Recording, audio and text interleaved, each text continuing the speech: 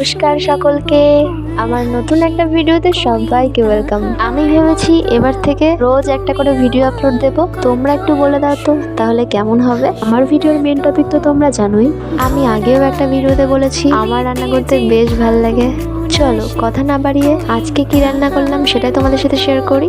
আজ যেহেতু শনিবার ছিল তাই আমি নিরামিষ রান্না করেছিলাম। এমনিতে আমাদের বাড়িতে কোনো বার মেনে নিরামিষ পালন করা হয় না।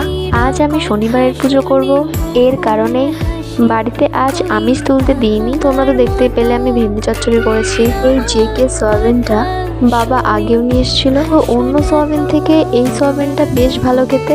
এই সয়াবিনের মধ্যে না আমি সাদা মগজ, কাজু আর পোস্ত দিয়েছি, অল্প করে দুধও দিয়েছিলাম। যে কোনো নিরামিষ তরকারিতে এই সবগুলো দিলে না তাহলে তরকারির স্বাদ দ্বিগুণ হয়ে যায়। হোক, আমার কাছে টমেটো ছিল না, যার কারণে আমি টমেটো সস দিয়েছি।